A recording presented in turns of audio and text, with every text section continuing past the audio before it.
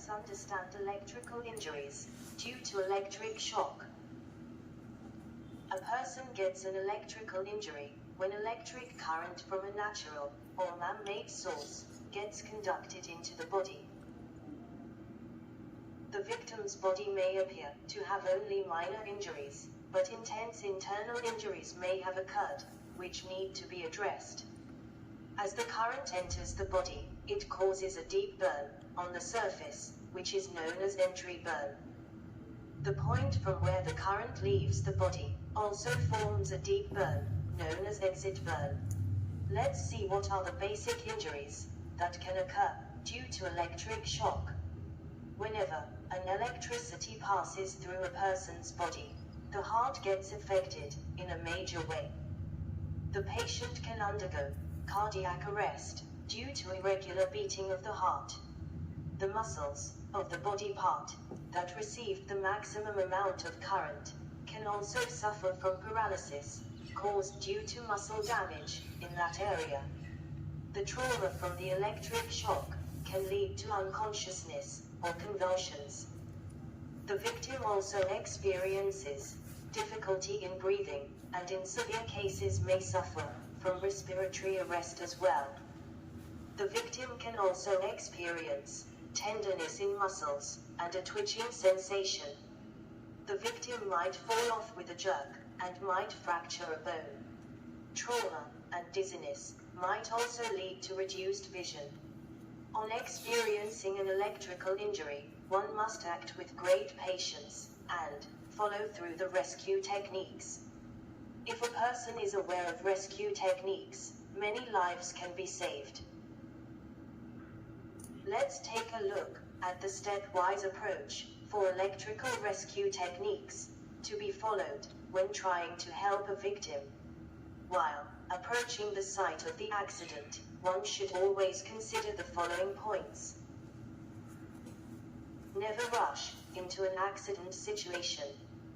Chances are that you will injure yourself and would be of no help. Get help from a trained electrical personnel, especially when the victim is in contact with the high voltage supply or the area is electrically charged. Examination of the scene should be done according to the following steps. Visually examine the victims to determine if they are in contact with the energized conductors before touching them. Before approaching the victim, de-energize metal surfaces, objects and the floor near the victim so that you do not get a shock. The following steps should be followed to de-energize the conductors. Observe that usually an extension or power cord powers portable electrical equipment. Thus, carefully unplug the electrical equipment to cut off the power supply. Now, open a disconnecting device or circuit breaker to de-energize the fixed electrical equipment. The following hazards and solutions should be kept in mind while attending to the victim. Always be alert for hazards such as stored energy, heated surfaces and fire. If you cannot de-energize the power source, be extremely careful. Before entering the scene or touching the victim, ensure that your hands and feet are dry.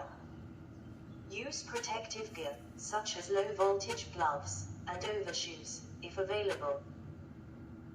Stand on a clean, dry surface. Use non-conductive material to push the conductor away from the victim. Let's learn first aid procedure for electric shock. First, let's learn about the aid for electrical burns.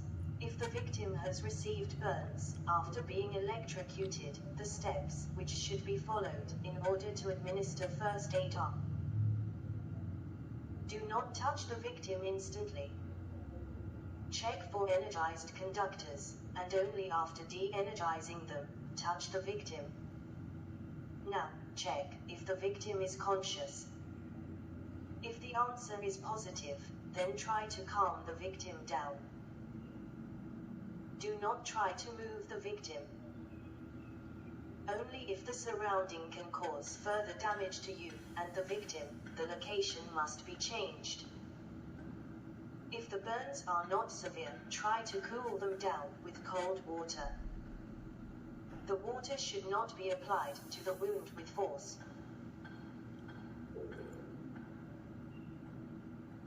Do not apply any oil or ointments onto the burns. Avoid covering the burns with bandage or any cloth, as it may stick to the burned skin and cause further damage. Call for medical help. Now, let's learn about the 8-bore burns and scalds. 8-bore burns and scalds. Sometimes the burns are also accompanied by scalding, making the victim's condition much more critical. While burns are caused by dry heat, a scald is caused by wet heat like steam. The steps which should be followed in order to administer first aid to a victim suffering from burns and scalds are: stop the burnings as soon as possible. Remove the victim away from the source of heat. Run it under cool water for at least 10 minutes till the pain subsides. Do not extend this process, as it may cause hypothermia. Also avoid using ice or ice-cold water. Do not apply any creams, gels, butter, or other ointments on the affected area. Remove any jewelry or piece of clothing near the burns, unless it is stuck to the burn. Cover the burn with a loose, light, non-sticky dressing, such as plastic wrap, or a clean wet cloth. This will protect the burn from infection. Call for emergency services and medical assistance immediately. Let's learn about the 8-bore severe bleeding. Sometimes along with electrocution, the victim may also suffer from injuries which may lead to bleeding. Loss of blood could be life-threatening, therefore it must be stopped immediately. The instruction which should be followed to administer first aid to a victim experiencing bleeding are: avoid any direct contact with the victim's blood or any other body fluids. Check if the wound contains an embedded foreign object. If presence of any object is detected, then do not touch the wound, as it may further damage the nearing veins and tissues. Now, if the wound does not contain any embedded object and is not burnt, then keep a bulky and clean pad over the wound and apply direct pressure over it. If the wound is on limbs, then raise it in a supported position above the heart's level if possible.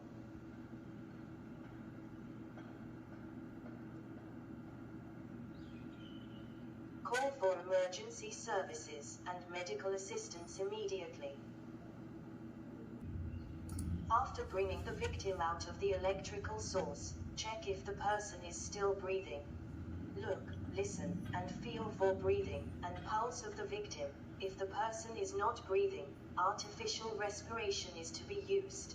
Lay the victim flat on his back and place a soft roll of cloth under his shoulder to ensure that his head is placed well back. Position the chin of the victim upwards by tilting the head back. Grasp the victim's jaw as shown and raise it upward. Take a deep breath and make an airtight contact by placing your mouth over the victim's mouth. Shut the nose of the victim with your thumb and forefinger and keep blowing into his mouth until there is rise in his chest. Remove your mouth and release the hold on the nose to let him exhale. If victim doesn't respond to CPR or cardiopulmonary resuscitation, give the victim 15 chest compression, then 2 full breaths, and repeat.